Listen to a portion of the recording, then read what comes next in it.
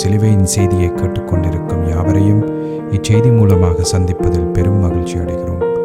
கர்த்தராகிய இயேசு கிறிஸ்துவனுடைய கிருபையும் தேவனுடைய அன்பும் பரிசுத்த ஆவியானவருடைய ஐக்கியமும் உங்கள் அனைவரோடும் கூட இருப்பதாக. ஆமென்.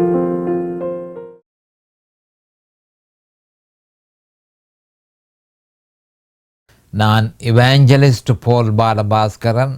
சிலுவையின் செய்தி என்ற இந்த நிகழ்ச்சியில் என் சகோதரர்கள், என் சகோதரிகள், என் நண்பர்கள் எல்லோரையும் மறுபடியும் சந்திப்பதில் நான் பெரும் மகிழ்ச்சி அடைகிறேன். இந்த அருமையான நேரத்தை கர்த்தராகிய இயேசு கிறிஸ்து எங்களுக்கு ஒதுக்கி தந்திருக்கிறார். இந்த நேரத்தில் கர்த்தருடைய வேத வார்த்தைகளை உங்களோடு பகிர்ந்து கொள்வது எனக்கு மிகுந்த சந்தோஷத்தை அளிக்கிறது என்பதை நீங்கள் அறிந்து கொள்ள வேண்டும்.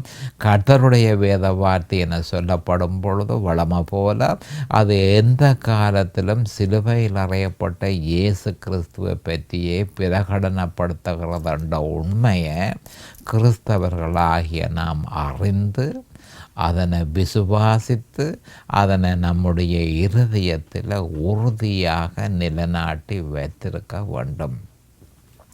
அப்படி உறுதியாக நிலைநாட்டி வைத்திருக்கும் பொழுது தற்செயலாக நாம் விசுவாசத்தில் திசை மாறி வேறு வழிக்கு நம்முடைய விசுவாசத்தை திசை திருப்பி கொண்டு போகும் பொழுது பரிசுத்த ஆவியானவர் நம்முடைய இருதயத்தில் இருக்கிற அந்த வார்த்தையை ஞாபகத்தை கொண்டு வந்து மறுபடியும் சிலுவையில் அறையப்பட்ட இயேசு கிறிஸ்துவுக்கு நம்ம வழி நடத்துவார் என்ற உண்மையை நாம் தெளிவாக அறிந்து கொள்ள வேண்டும்.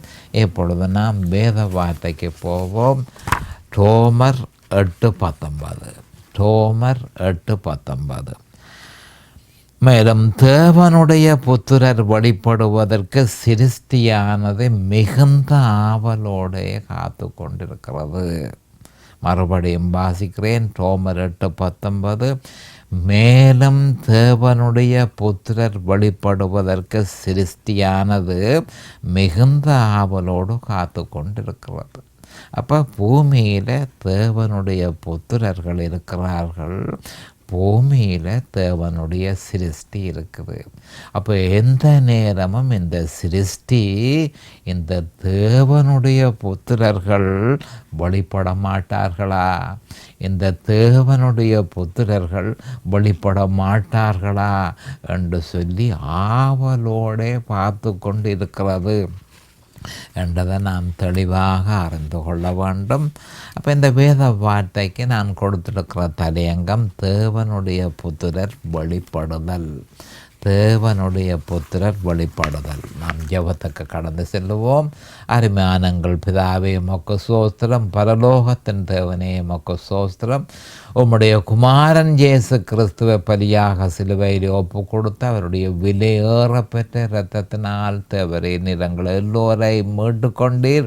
அதற்காக உமக்கு கண்டண்டைக்கும் ஸ்தோத்திரம். என் சகோதர சகோதரிகள் நண்பர்கள் எல்லோரையும் தேவரில் ஆசீர்வதித்து அபிஷேகித்து பிரகாசமான மனக்கண்களை அவர்களுக்கு கொடுத்து உம்முடைய வேத வார்த்தைகளை அறிந்து கொள்ளக்கூடிய பாக்கியத்தை அவர்களுக்கு கொடுத்தருள வேண்டுமென்றும், அதே நேரம் அடியேனையும் அபிஷேகித்து அவர்களுக்கு நிதானமான முறையில் போதிக்க உம்முடைய பரிசுத்த ஆவியானவர் தாமே முன்னின்று போதனையை செய்ய வேணும் என்று இயேசு கிறிஸ்துவின் நாமத்தினால் கேட்டுக்கொள்கிறேன் பிதாவே.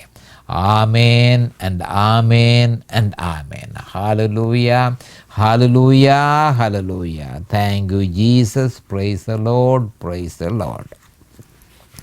அப்போ கடைசி செய்தியில் இறுதியாக ஒரு மிக முக்கியமான ஒரு பொய்யான உபதேசத்தை நான் உங்களுக்கு கொண்டு வந்தேன். ராஜ்யம் இப்பொழுதே என்றொரு பொய்யான ஒரு உபதேசம். அப்போ இந்த ராஜ்யம் இப்பொழுதே என்ற உபதேசத்தை பிரசங்கிக்கிற மனுஷர்கள் தங்களுடைய உபதேசத்துக்கு சார்பாக ஆதியாகமம் 1:26 அவர்கள் எடுத்து அந்த 1:26 அடிப்படையில் தான் ராஜ்யம் இப்பொழுது என்ற அந்த உபதேசத்தை தாங்கள் மேற்கொள்வதாக அவர்கள் சொல்கிறார்கள். அப்போ மனுஷன் மரண சரீரத்தில் இருப்பதனால் அவன் மகிமையான சரீரத்தை பெறும்பரையும் எப்போ அவன் அதை பெறுகிறான்? 1 தெசலோனிக்கேயர் 4:16-17 சொல்லப்பட்டபடி அவன் மகிமையான சரீரத்தை அவன் பெற வேண்டியவனாக இருக்கிறான். அப்போ மகிமையான சரீரத்தை அவன் பெறும் தனையும் அது சாத்தியப்படாது. எது சாத்தியப்படாது? மனுஷன் ஆளுகிறது மனுஷனால் முடியாது. ஏனென்றால் அவன் மரண சரீரத்தை உடையவனாக இருக்கிறான்.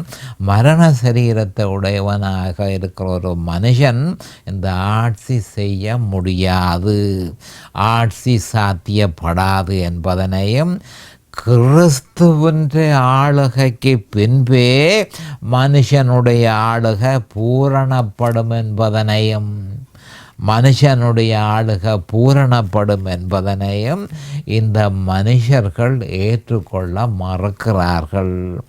கிறிஸ்துவை அப்புறப்படுத்தி மேற்கொள்ளும் எந்த முயற்சியும் பலனளிக்கப் போவதில்லை என்பதை அவர்கள் அறிந்திருக்கிறார்களோ அறியாமல் இருக்கிறார்களோ அது தெரியாது. அவர்கள் அதை நிச்சயமாக உதாசீனம் செய்கிறார்கள். ஆனால் நாம் அறிந்திருக்க வேண்டியது என்னென்று சொன்னால், யோவான் 15:5 ஒரு சிறு வார்த்தையை நம்முடைய ஆண்டவராகிய இயேசு கிறிஸ்து சொன்னார். என்னை அல்லாமல் உங்களால் ஒன்றும் செய்யக்கூடாது. என்னை அல்லாமல் உங்களால் ஒன்றும் செய்யக்கூடாது என்று தெளிவாக சொல்லியிருக்கிறார் யோவான் 15:5. இப்படி இருக்க பவுல் அப்போஸ்தலரினால் 8:19 சொல்லப்பட்ட தேவனுடைய புத்திரர் வெளிப்படுதல் என்பதன் பொருள் நன்மை செய்தவர்கள் ஜீவனை அடையும்படி எழுந்திருக்கும் பொழுது அல்ல என்பதை நாம் அறிந்து கொள்ள வேண்டும். மறுபடியும் சொல்லுகிறேன். அப்போ தேவனுடைய புத்திரர் வெளிப்படுதல் என ரோமர் 8:19 பவுல் அப்போஸ்தலர் சொல்லியிருக்கிறதன் பொருள் என்னவென்றால், நன்மை செய்தவர்கள் ஜீவனை அடையும்படி எழுந்திருக்கும் போது அல்ல. யோவான் 5:29 சொல்லப்பட்டு கிடக்கு. அப்பொழுதல்ல தேவனுடைய புத்திரர்கள் வெளிப்படுகிறார்கள், கிறிஸ்துவின் 2ஆம் வருகைக்கு பின்பே அது சாத்தியமாகிறது என்பதை நாம் தெளிவாக அறிந்து கொள்ள வேண்டும். அப்போ முதலாவது நடக்க வேணும், 2ஆவதும் நடக்க வேணும். அப்போ முதலாவது என்னென்று சொன்னால், நன்மை செய்தவர்கள் ஜீவனை அடையும்படி உயிர்த்தெழுதலை பற்றி சொல்லப்பட்டிருக்கிறது. 2வது இஸ்ரவேலியர்கள் தேவனோடு சேரும் பொழுது அது ஆண்டவராகிய இயேசு கிறிஸ்தவனுடைய 2ஆம் வருகையின் போதே நடைபெறும். ஆனபடியினால் இவை 2ம் நடக்கும் தனையும் தேவனுடைய புத்திரர் வெளிப்படுதல் பூரணமாகாது. தானியேல் 2:34-35 இதை பற்றி விவரமாக சொல்லப்பட்டு கிடக்கு. அப்போ எப்போ சாத்தியமாகும் என்பதனை பற்றி தானியேல் 2:34-35 நீர் பார்த்து கொண்டு இருக்கும் போதே கைகளால் பெயர்க்கப்படாத ஒரு கல் பெயர்ந்து உருண்டு வந்தது. அது அந்த சிலையை இரும்பும் களிமண்ணுமாகி அதன் பாதங்களில் மோதி அவைகளை நொறுக்கி போட்டது. அப்பொழுது அந்த இரும்பும் களிமண்ணும் வெண்கலமும் வெள்ளியும் பொன்னும் ஏகமாய் நொறுங்குண்டு கோடக்காலத்தில் போரடிக்கிற களத்திலிருந்து பறந்து போகிற பதற போலாயிற்று. அவைகளுக்கு ஒரு இடமும் கிடையாதபடி காற்று அவைகளை அடித்து கொண்டு போயிற்று. சிலையை மோதின கல்லோவென்றால் ஆரப்பந்த கல் ஆண்டவராகிய இயேசு கிறிஸ்து. சிலையை மோதின கல்லோவென்றால் ஒரு பெரிய பர்வதமாகி பூமியெல்லாம் நிரப்பிற்று என்று சொல்லப்பட்டு கிடக்கு. அப்போ ஆண்டவராகிய இயேசு கிறிஸ்துவனுடைய 2ஆம் வருகைக்கு பிறகுதான் இந்த தேவனுடைய புத்திரர் வெளிப்படுதல் பூரணமாகும் என்பதை நாம் அறிந்து கொள்ள வேண்டும். அப்போ பவுல் அப்போஸ்தலருடைய காலத்திலும் ராஜ்யம் இப்பொழுதே என்ற பொய்யான உபதேசம் நடைமுறையில் இருந்தது என்பதை நாம் அறிந்து கொள்ள வேண்டும். 2 தீமோத்தேயு 2:17-18 இதில் சொல்லப்பட்டிருக்கிறது. அப்போ பவுல் அப்போஸ்தலர் இதை என்ன சொல்கிறார் என்று சொன்னால், அவர்களுடைய வார்த்தை அரிப்பிளவை போல் படரும், இமனேயும் பிலேத்தும் அப்படிப்பட்டவர்கள், அவர்கள் சத்தியத்தை விட்டு விலகி உயிர்த்தெழுதல் நடந்தாயிற்று என்று சொல்லி சிலருடைய விசுவாசத்தை கவிழ்த்து போடுகிறார்கள் என கூறியிருந்தார். இந்த வேத வாக்கியத்தினுடைய பொருளை நாம் அறிந்து கொள்ள வேண்டும். என்னென்று பார்த்து கொள்வோம். அவர்களுடைய வார்த்தை அரிப்பிளவையை போல் படரும். அப்போ சிலுவை அல்லாத, கிறிஸ்துவின் சிலுவை அல்லாத எதுவும் பொய்யான உபதேசம் என்பதை நாம் அறிந்து கொள்ள வேண்டும். அது இறுதியில் எல்லாவற்றையும் களங்கப்படுத்திவிடும். கவனமாக கேட்டுக்கொள்ளுங்கள். கிறிஸ்துவின் சிலுவை அல்லாத எதுவும் பொய்யான உபதேசம். அப்போ அந்த பொய்யான உபதேசத்தை ஏற்றுக்கொள்ளும் பொழுது மனுஷன், விசுவாசி முற்றும் முழுதுமாக களங்கப்பட்டு போவான். இமனேயும் பிலேத்தும் அப்படிப்பட்டவர்கள். அப்போ கற்றுக்கொண்ட உபதேசம் என்ன? 1 கொரிந்தியர் 1:23 சொல்லப்பட்டது தான் கற்றுக்கொண்டது. அப்போ என்ன சொல்லப்பட்டு கிடக்கன்று சொன்னால், சிலுவையில் அறையப்பட்ட இயேசு கிறிஸ்துவை பற்றியே நீங்கள் கற்றுக்கொண்டீர்கள். அப்போ அதுக்கு எதிராக, அப்போ கற்றுக்கொண்ட உபதேசத்திற்கு விரோதமாக பிரிவினைகளையும் இடறல்களையும் உண்டாக்குவர்களை பற்றி பவுல் அப்போஸ்தலர் இங்கு குறிப்பிடுகிறார். அப்போ இமனேயும் பிலேத்தும் அப்படிப்பட்டவர்கள் என்று சொல்லியிருக்க, இந்த மனுஷர்கள் கற்றுக்கொண்ட உபதேசத்துக்கு எதிராக பிரிவினைகளையும் இடறல்களையும் ஏற்படுத்துகிறார்கள் என்று சொல்லி பவுல் அப்போஸ்தலர் இமனேயையும் பிலேத்தையும் குறிவைத்தார் என்று சொல்லப்பட்டு கிடக்கு. அப்போ போதகர்களாக இருக்கிற நாம் சுவிசேஷத்திற்கு உண்மை உள்ளவர்களாக இருக்க வேண்டுமானால் பவுல் அப்போஸ்தலர் சொன்ன மாதிரியே நாமும் செய்ய வேண்டும். அவர் இமனேயும் பிலேத்தும் என்று சொல்லி இந்த பொய்யான உபதேசங்களை உபதேசிக்கிற மனுஷர் என்று சொன்னது மட்டுமல்ல, அவர்கள் போதிக்கிற பொய்யான உபதேசத்தையும் சுட்டி காட்டினார். அப்போ இதுதான் சரியான வழி என்பதை நாம் தெளிவாக அறிந்து அப்படியே நாமும் செயல்பட வேண்டும். அவர்கள் சத்தியத்தை விட்டு விலகி, இமனேயும் பிலேத்தும். அப்போ ஒரே ஒரு சத்தியம் உண்டு. அந்த சத்தியம் சிலுவையில் அறையப்பட்ட இயேசு கிறிஸ்துவே என்பதை நாம் தெளிவாக அறிந்து கொள்ள வேண்டும். 1 கொரிந்தியர் 1:17-18, 23:2 இதை பற்றி தெளிவாக சொல்கிறது. அப்போ அவர்கள் என்ன சொன்னார்கள் என்று சொன்னால், உயிர்த்தெழுதல் நடந்தாயிற்று என்று சொல்லி. அப்போ இது தற்போதைய கிறிஸ்தவர்கள் உயிர்த்தெழுதல் இல்லை என்று பிரகடனப்படுத்துவதை போல் இருக்கிறது. ஏனென்றால் இழுத்து கொள்ளப்படுதல், ரப்ஷர், உயிர்த்தெழுதல், இழுத்து கொள்ளப்படுதல் என்று சொல்லப்படும் உயிர்த்தெழுதல். அப்போ கவனமாக கேட்டுக்கொள்ளுங்கள். இப்போ இழுத்து கொள்ளப்படுதல் என்றால் ரப்ஷர் என்று சொல்லுகிறோம். அப்போ ரப்ஷருக்கு இன்னொரு பேர் உயிர்த்தெழுதல். இந்த 2 வார்த்தைகளையும் கவனிக்கும் பொழுது 2ம் ஒரே கருத்தையே பிரதிபலிக்கிறது என்ற உண்மையை நாம் அறிந்து கொள்ள வேண்டும். அப்போ சிலருடைய விசுவாசத்தை கவிழ்த்து போடுகிறார்கள். கிறிஸ்துவனுடைய மரணமும் அவருடைய உயிர்த்தெழுதலும் எல்லாவற்றையும் சாத்தியமாக்கியது. அதற்குள் எல்லா பரிசுத்தவான்களின் உயிர்த்தெழுதலும் அடங்குகிறது.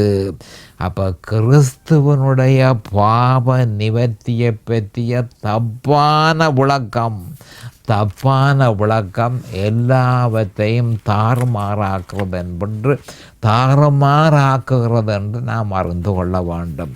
அப்போ கிறிஸ்துவனுடைய பாவ நிவர்த்தியை பற்றி சரியான விளக்கம் இல்லையா இருந்தால் அறிந்த விளக்கம் எல்லாம் தாறுமாறான விளக்கமாக இருக்கும் என நாம் அறிந்து கொள்ள வேண்டும். இந்த பொய்யான உபதேசத்தை பற்றிய அறிவு அதனை உபதேசிக்கிறவர்களை விட்டு விலகுவதற்கு மிகவும் பிரயோசனமாக இருக்கும் என்பதை பற்றி. அப்போ இவர்கள் என்ன போதிக்கிறார்கள் என்று சொல்லி நாம் அறிந்தால்தான் அவர்களை விட்டு விலகிறது இலகுவான விஷயம். இல்லையோ அந்த வஞ்சக ஆவிகளில் மாட்டுப்பட்டு ஏராளமான கிறிஸ்தவர்கள் உயிர்த்தெழுதல் என்று ஒன்றும் இல்லை என்று சொல்லி நம்புகிறார்கள். அப்படி நம்பாதபடிக்கு வேத வார்த்தையின்படி அதை பின்பற்றுவதற்கு பொய்யான உபதேசங்களை அறிந்து அதை தெளிவாக புரிந்து அதை போதிக்கிற மனுஷர்களை விட்டு நாம் விலக வேண்டும் என்று பவுல் அப்போஸ்தலர் ரோமர் 16:17-18 சொல்லியிருக்கிறார். அப்போ அவர் என்ன சொல்கிறார் என்று சொன்னால், அன்றையும் சகோதரரே, நீங்கள் கற்றுக்கொண்ட உபதேசத்திற்கு விரோதமாய் பிரிவினையும் இடறல்களையும் உண்டாக்குறவர்களை குறித்து எச்சரிக்கையாயிருந்து அவர்களை விட்டு விலக வேண்டும் என்று உங்களுக்கு புத்தி சொல்லுகிறேன். அப்படிப்பட்டவர்கள் நம்முடைய கர்த்தராகிய இயேசு கிறிஸ்துவுக்கு ஊழியம் செய்யாமல் தங்கள் வயிற்றுக்கே ஊழியம் செய்து நய வசனிப்பினாலும் இச்சக பேச்சினாலும் கபடில்லாதவர்களுடைய இருதயங்களை வஞ்சிக்கிறவர்களாக இருக்கிறார்கள் என்று சொல்லி பவுல் அப்போஸ்தலர் ரோமர் 16:17 சொல்லியிருக்கிறார். அப்போ இதனுடைய ஆவிக்குரிய பொருளை நாம் அறிந்திருக்க வேணும். அன்றியும் சகோதரரே, நீங்கள் கற்றுக்கொண்ட உபதேசத்திற்கு விரோதமாய் பிரிவினையையும் இடரல்களையும் உண்டாக்குறவர்களை குறித்து. அப்போ பொய்யான உபதேசத்தை போதிக்கிற பொய்யான போதகர்களை அடையாளம் காண வேண்டும் என்று இங்கு சொல்லப்பட்டிருக்கிறது. நீங்கள் கற்றுக்கொண்ட உபதேசம் என்ன? சிலுவையில் அறையப்பட்ட இயேசு கிறிஸ்து. அதற்கு எதிராக பிரிவினைகளையும் இடரல்களையும் ஏற்படுத்துகிறவர்கள் யார் என்று சொல்லி நீங்கள் அவர்களை அடையாளம் காண வேணும். கண்டு அவர்களை விட்டு விலக வேண்டும் என்று உங்களுக்கு புத்தி சொல்கிறேன். அப்போ அவர்களை விட்டு திரும்பி அவர்களை உங்களுக்கு தூரமாக்குங்கள். அல்லது வஞ்சனை ஆவினால், வஞ்சிக்கிற ஆவியினால் நீங்கள் ஏமாந்து போவீர்கள்.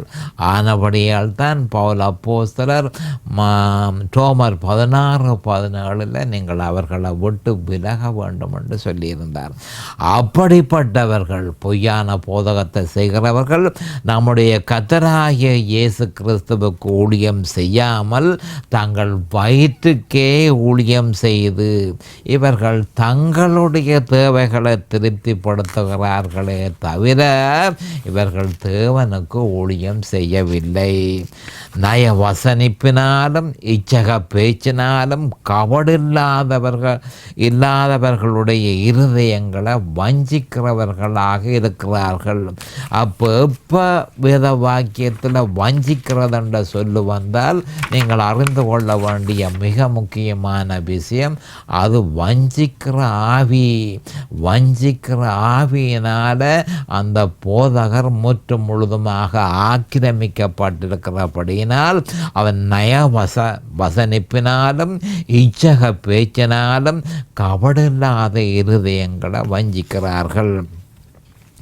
அப்போ தேவனுடைய வார்த்தையை பற்றி இந்த மனுஷர்கள் அறியாதவர்களாக இருக்கிறார்கள். அப்போ இதை நான் தெளிவாக அறிந்திருக்க வேணும். அப்போ பொய்யான உபதேசங்களை கண்டு நாம் விலக வேண்டும். உயிர்த்தெழுதல் இல்லை என்று சொல்லி அநேகமான கிறிஸ்தவர்களை புரட்டி போடுகிறார்கள். அவர்களை அடையாளம் கண்டு விலகுங்கள். இமனேயும் பிலாத்தும் அப்படிப்பட்டவர்கள். இப்படி இருக்க தேவனுடைய புத்திரர் வெளிப்படுதல் என்பதனை பற்றி வேத வார்த்தைக்கு எதிராக வேத வசனம் திரிக்கப்பட்டு அல்லது தவறான வியாக்கியானத்துக்கு அதை உட்படுத்தி அதன் மூலம் பொய்யான உபதேசம் உலகம் முழுவதும் இப்பொழுது நடைமுறையில் உள்ளது என்பது கிறிஸ்தவர்கள் அறிந்து கொள்ள வேண்டும். அப்போ அந்த உபதேசம், பொய்யான உபதேசத்தினுடைய பேர் என்ன? ராஜ்யம் இப்பொழுது, கிங்டம் நவ் தியாலஜி என்ற இந்த உபதேசத்தை பிரகடனப்படுத்துவோர் உயிர்த்தெழுதல் இல்லை என்று உறுதிப்படுத்துகிறார்கள். உயிர்த்தெழுதல் இல்லை என்று அவர்கள் சொல்லுகிறார்கள். இப்படி இருக்க நடைமுறையில் இருக்கும் ராஜ்யம் இப்பொழுது என்ற இந்த பொய்யான உபதேசம் நிச்சயமாக பிசாசுகளின் உபதேசம் என்பதனை நம்முடைய கர்த்தராகிய இயேசு கிறிஸ்து முன்கூட்டியே நமக்கு அறிவித்திருக்கிறார். இது பற்றி மத்தேயு 24:11 அநேகம் கள்ள தீர்க்கதரிசிகளும் எழும்பி அநேகரை வஞ்சிப்பார்கள். கள்ள தீர்க்கதரிசிகள் எழும்பி அநேகரை வஞ்சிப்பார்கள் என்று ஆண்டவர் இந்த பூமியில் இருக்கும் பொழுது தெளிவாக மத்தேயு 24:11 அறிவித்திருக்கிறார்.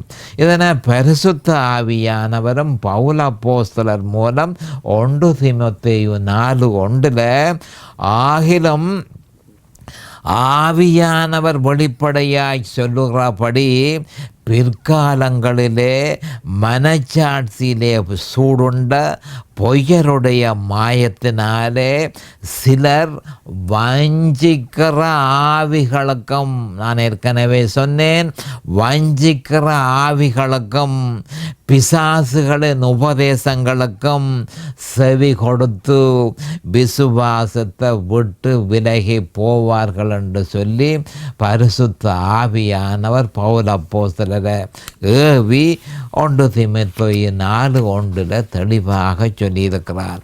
அப்போ ஆண்டவராகிய இயேசு கிறிஸ்து சொல்லியிருந்தார், பரிசுத்த ஆவியானவரும் பவுல் அப்போஸ்தலர் மூலம் சொல்லியிருந்தார்.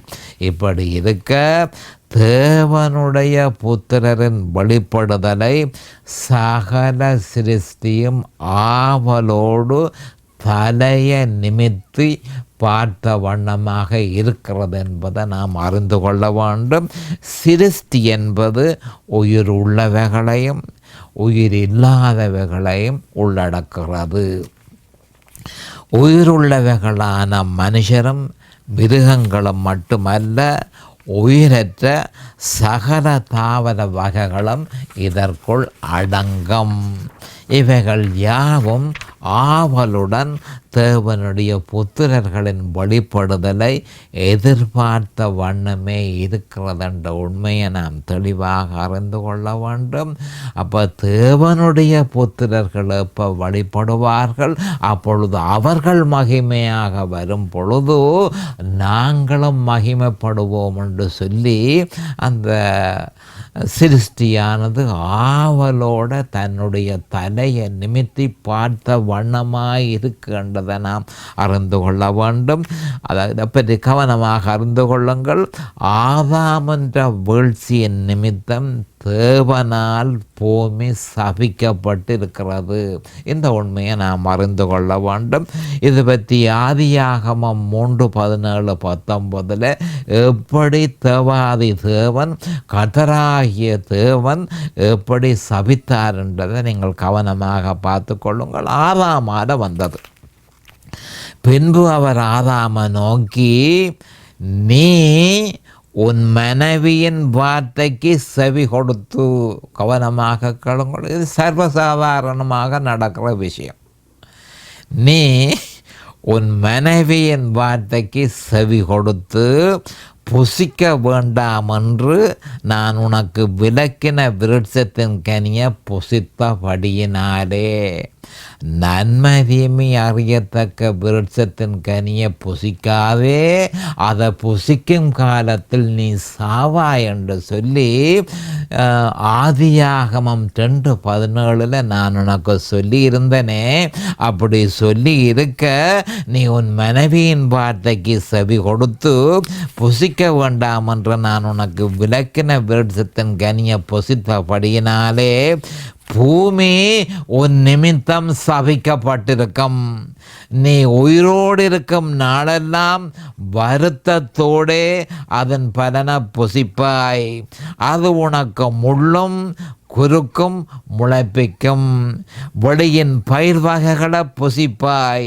நீ பூமியிலிருந்து எடுக்கப்பட்டபடியால், கவனமாக கேட்டுக்கொள்ளுங்கள், நீ பூமியிலிருந்து எடுக்கப்பட்டபடியால் நீ பூமிக்கு திரும்பி மட்டும் உன் முகத்தின் வேர்வையால் ஆகாரம் புசிப்பாய். நீ மண்ணாயிருக்கிறாய், மண்ணுக்கு திரும்புவாய். கவனமாக கேட்டுக்கொள்ளுங்கள், நீ மண்ணாயிருக்கிறாய், நீ மண்ணுக்கு திரும்புவாய் என கூறியிருந்தார். அப்போ தேவனுடைய சாபத்தை பூமி சுமந்த வண்ணமாக இருக்கிறது. அப்போ அதிலிருந்து விடுதலை அடைய சகல சிருஷ்டியும் ஆவலோடு இருக்கிறதுன்ற உண்மையை நாம் அறிந்து கொள்ள வேண்டும். ஆதியாகமம் 3:17-19 தேவனால் சபிக்கப்பட்ட இந்த பூமியில் இருக்கிற சிருஷ்டி ஆவலோட தலையை நிமித்தி எதிர்பார்த்த வண்ணமாக இருக்கு. அப்போ என்னத்தை எதிர்பார்த்த வண்ணமாக இருக்கு? தேவனுடைய புத்திரர்கள் எப்போ வழிபடுவார்கள், தேவனுடைய புத்திரர்கள் எப்போ மகிமையாக வழிபடுவார்கள் என்று சொல்லி பார்த்த வண்ணமாக இருக்கிறது. அப்போ உயிர் உள்ளவைகளும் உயிரற்றவைகளும் வான மண்டலங்களும் சபிக்கப்பட்டிருக்கிறபடியால் எதுவும் தேவனுடைய எதிர்பார்ப்பின்படி தற்பொழுது செயற்படுவதில்லை என்பதை மனுஷன் அறிந்தே ஆக வேண்டும். மனுஷனுடைய எதிர்பார்ப்பின்படி, தேவனுடைய எதிர்பார்ப்பின்படி இவைகளை படைக்கும் பொழுது, இவைகளை சிருஷ்டிக்கும் பொழுது அது எப்படி செயற்பட வேண்டும் என்று தேவன் எதிர்பார்த்தாரோ இப்பொழுது அவைகள் அப்படி செயற்படுவதில்லை. ஏன்? தேவனுடைய சாபம் அவைகள் மேல் இருக்கிறபடியினால் அவைகளால் தேவனுடைய எதிர்பார்ப்பின்படி நடக்க முடியாமல் இருக்கிறது. ஆனபடியால் தான் இந்த மனுஷன் எப்போ வழிபடுவான், இந்த மனுஷன் எப்போ மகிமையாக வழிபடுவான் என்று சொல்லி பார்த்த வண்ணமாக இருக்கிறது. அப்போ மனுஷனை தேவன் தனக்கு அடுத்ததாக நியமித்திருக்கிறார் என்ற உண்மையை மனுஷன் ஏற்றுக்கொள்வதில்லை. ஏனெனில் பூமியில் மனிதன் அனுபவிக்கிற வேதனைகளை ஒருவன் உற்று நோக்குவான் ஆயின் தேவனுக்கு அடுத்ததாக மனுஷன் இருக்கிறான் என்பதை ஏற்றுக்கொள்வது கஷ்டமான விஷயம்தான். ஆனால் அது மனுஷனுடைய பாவத்தினால் ஏற்பட்டதே அல்ல. கவனமாக கேட்டுக்கொள்ளுங்கள். ஆனால் அது மனுஷனுடைய பாவத்தினால் ஏற்பட்டதே தவிர தேவனால் ஏற்படுத்தப்படவில்லை. வானத்திற்கும் பூமிக்கும் நியாயாதிபதியாகிய தேவன் பாவத்துக்குரிய தண்டனையை விதித்திருக்கிறார். அதனை மனுஷன் அனுபவிக்கிறான். ஆயினும் கவனமாக கேட்டுக்கொள்ளுங்கள், அதனை மனுஷன் அனுபவிக்கிறான். அப்போ நேரம் சமீபமாகிவிட்டது. அடுத்த செய்தியில் இன்னும் விவரமாக பார்ப்போம். அதுவரைக்கும் கர்த்தராகிய இயேசு கிறிஸ்துவின் நாமத்தினால் நான் உங்களை ஆசீர்வதிக்கிறேன். அவருடைய கிருபையும் அவருடைய இரக்கமும் உங்களுக்கு தாராளமாக கிடைப்பதாக இயேசுவின் நாமத்தில் பரிசுத்த பிதாவே. ஆமேன் அண்ட் ஆமேன் அண்ட் ஆமேன். இந்த சிலுவையின் செய்தியை கேட்பவர்கள் அதன் ஆவிக்குரிய பலனை பூரணமாக அடைய வேண்டும் என்பதே நம்முடைய பிரார்த்தனையாகும். தொலைபேசி மூலம் தொடர்பு கொள்ள விரும்புவோர் 647 465-1224 மூலமும், இமெயில் மூலம் தொடர்பு கொள்ள விரும்புவோர் paulbalabaskaran@gmail.com மூலமும் தொடர்பு கொள்ளலாம்.